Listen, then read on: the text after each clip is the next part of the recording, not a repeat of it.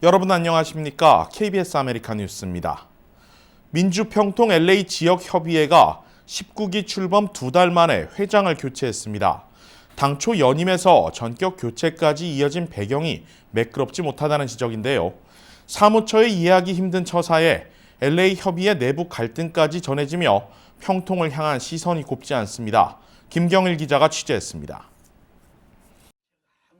지난 9월 18기에서 19기까지 회장을 연임하기로 했던 서영석 회장. 그런데 오늘 2달 만에 전격적으로 회장이 교체됐습니다. 평통 사무처는 서영석 회장이 오늘까지만 임기를 수행하고 내일부터 에드워드구 부회장이 19기 회장직을 맡는다고 밝혔습니다. 역대 평통이 출범했던 방식과는 다른, 그것도 연임을 발표한 지 2달도 채 안 된 시점에서 나온 결정입니다.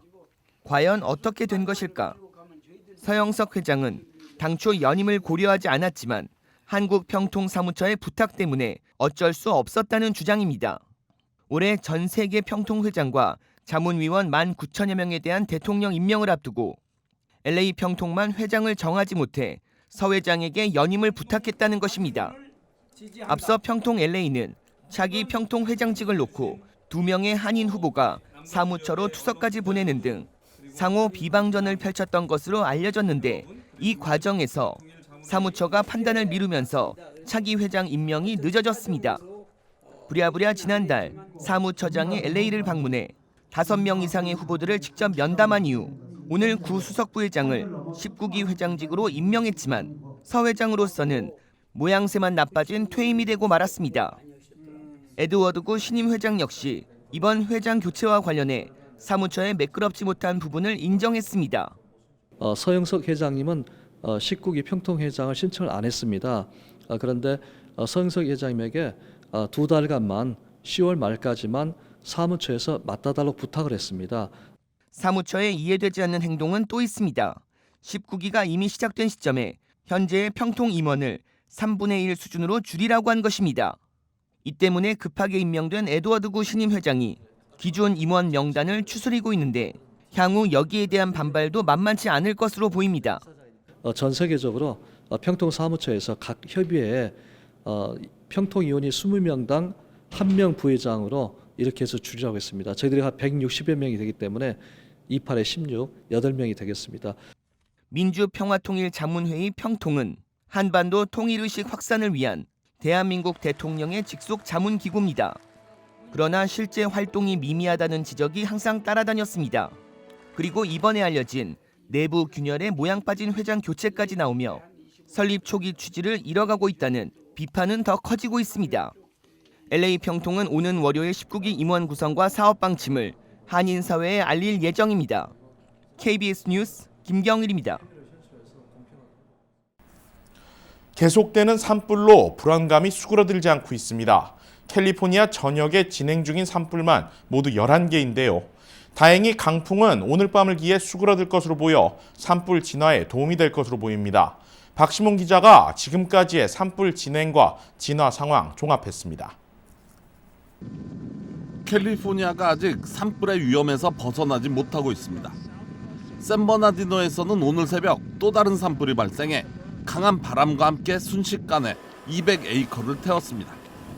힐사이드 산불로 명명된 이번 산불은 주택가로 번지면서 인근 주민들은 긴급 대피 명령을 받고 잠에서 깨 서둘러 대피했습니다. 3,600가구의 대피령이 내려졌으며 1,200가구를 위협하고 있습니다. 국립기상청은 바람과 습도가 산불 발생에 최적이라며 남가주 지역 곳곳에 적색 경보를 내렸습니다. 적색 경보가 내려진 영향권에 드는 주민은 1,700만 명이 넘을 것으로 추산됩니다. 하지만 강풍은 오늘 밤을 기해 약해질 것으로 예상돼 내일부터는 산불이 조금씩 수그러들 것으로 보입니다. 이런 가운데 힐사이드 파이어로부터 남서쪽에 있는 리버사이드 카운티의 후르파밸리에서도 또 다른 산불이 발생해 주택 3채가 손실되며 이 지역에도 긴급 대피령이 내려졌습니다. 한편 지난 28일 시작된 게티 파이어는 40%의 진화율을 보이면서 일부 지역에는 대피령이 취소됐습니다. 하지만 여전히 주택 7,000채를 위협하고 있다고 소방당국은 전했습니다. 지난 30일 발생한 시미밸리의 이지파이어는 10%의 진화율에 머무는 가운데 최소 75마일의 허리케인급 강풍이 불고 있는 것으로 관측됐습니다. 이지파이어는 벤츄라 카운티 내 1,700에이커를 태웠으며 주택 6,500여 채도 화재 위협에 놓여 있습니다. 주민 3만여 명에게 강제 대피령이 내려진 가운데 로널드 레이건 박물관은 화재 피해를 입지 않은 것으로 알려졌습니다.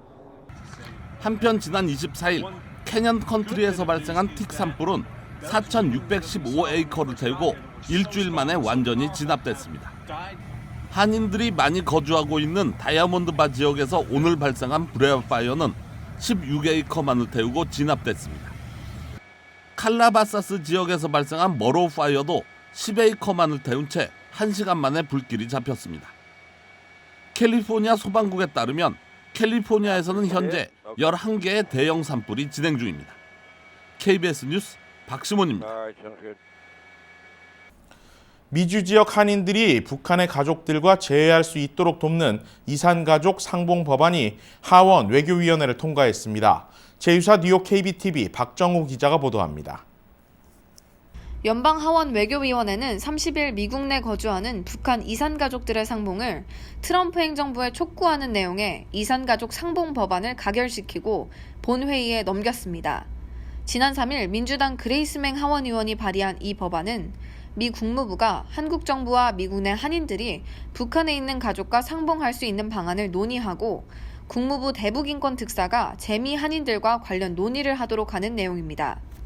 또한 대북인권 특사가 의회에 관련 보고서를 제출하고 법안 통과 90일 이내에 상하원 외교위원회에 제출할 것을 연방 국무부에 지시했습니다. 미주 한인 유권자 연대는 이 법안을 위해 입법 활동을 꾸준히 해왔습니다. 특히 미주 한인 이산가족 상봉에 관한 이슈는 저희 KAGC에서 2011년부터 의회에 꾸준히 전달하고 있는 현안 중에 하나입니다. 관련 요청 서한을 또 지난달 9월 25일에는 전국 한 39개 단체들과 공동 서명을 받아서 이 법안을 상임위 심사에 올려주실 것을 청원하는 서원을 또 보내기도 했습니다. 미주 한인들의 북한 가족 상봉 문제는 그동안 결의안 형식으로 다뤄졌지만 구속력이 있는 법안이 통과된 것은 이번이 처음입니다. 이 같은 활동들이 결실을 맺어가고 있는 만큼 앞으로도 한인들의 더 많은 관심과 참여가 필요해 보입니다. KBTV 뉴스 박정우입니다. 한인들의 흡연율이 베트남계에 이어 아시안 중 두 번째로 높은 것으로 집계됐습니다. 아시안 금연센터 ASQ가 아시안 태평양계 미국인들의 흡연 실태를 인용해 발표한 바에 따르면 한인 흡연율은 전체 18.83%로 18.86%를 기록한 베트남계에 이어 두 번째를 차지했습니다. 이는 아시안 전체 평균 흡연율인 16.97%보다 높은 것입니다. 한편 아시안들의 흡연율은 높지만 반대로 금연에 대한 관심도 상대적으로 높은 것으로 조사됐습니다. 응답자 전체 60% 이상이 금연에 대해 관심을 보이는 것으로 집계됐습니다.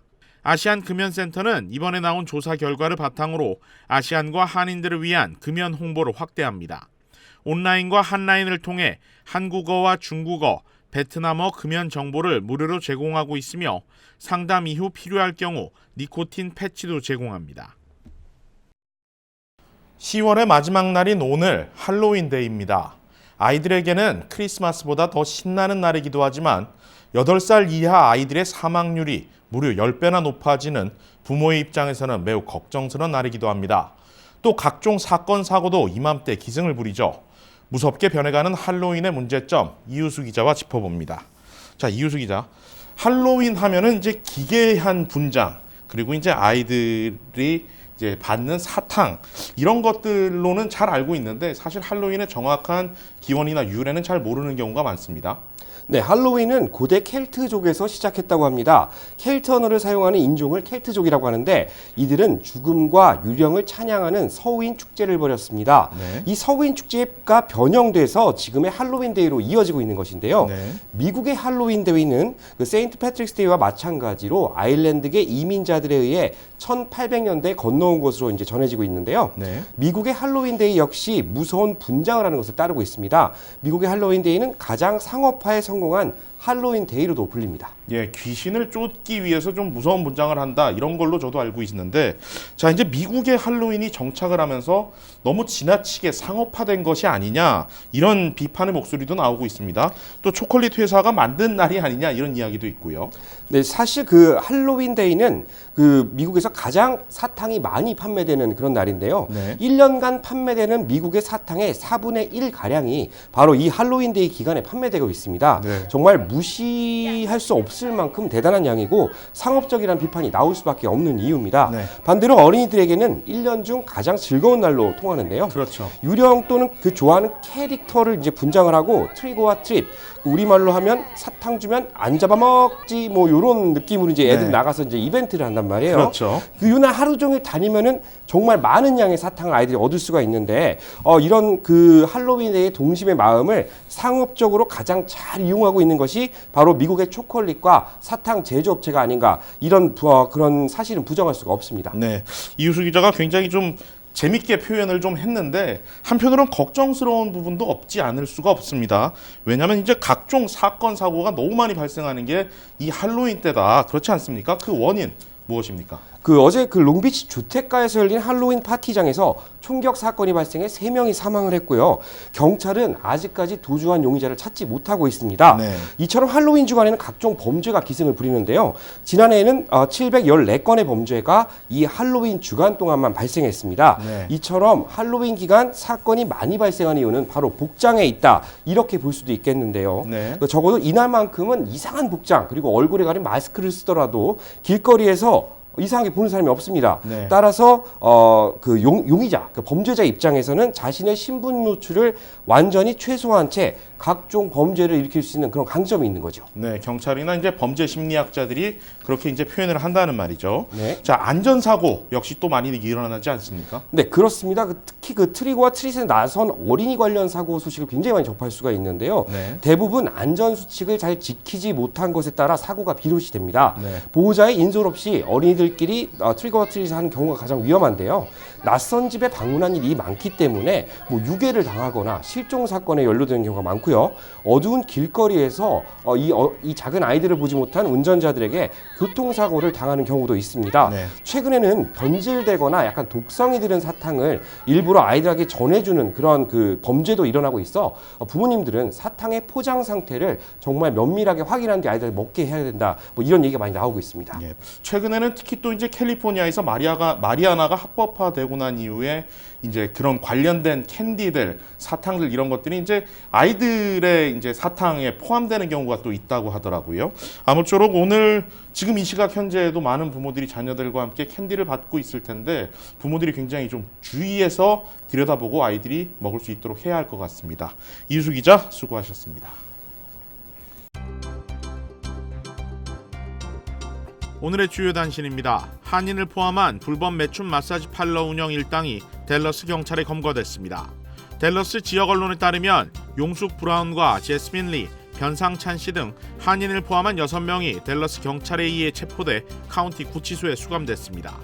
이들은 식당도 운영하면서 마사지 스파와 연계해 불법 매춘 영업을 해온 혐의를 받고 있습니다. 지난달 파산보호 신청을 낸 포레버 21이 미국 내 매장 200개를 곧 정리하기로 했다고 CNN 비즈니스가 보도했습니다. 이번 폐점은 포레버 21이 낸 구조조정 계획의 일환으로 이번 폐점 매장은 미국 내 전체 549개 매장의 36%에 달합니다. 뉴욕 시의회는 어제 뉴욕 내 모든 레스토랑과 식료품점에서 거위 또는 오리의 간을 이용한 요리인 푸아그레의 판매를 전면 금지하는 법안을 통과시켰습니다.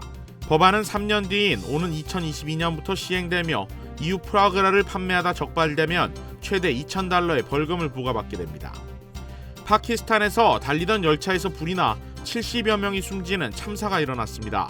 승객 일부가 객차 내에서 아침 식사를 만들기 위해 가스버너를 사용하다가 가스통이 폭발하면서 큰 인명피해를 불렀습니다. 최근 강진으로 15명이 숨지고 수백 명이 다친 필리핀 남부에서 오늘 또 규모 6.5의 지진이 발생해 최소 5명이 숨지는 등 사상자가 속출했습니다. 이번 지진으로 두테르테 대통령의 집 벽에도 상당한 균열이 발생했지만 대통령과 가족들은 안전한 것으로 확인됐습니다. KBS 아메리칸 뉴스 마칩니다. 고맙습니다.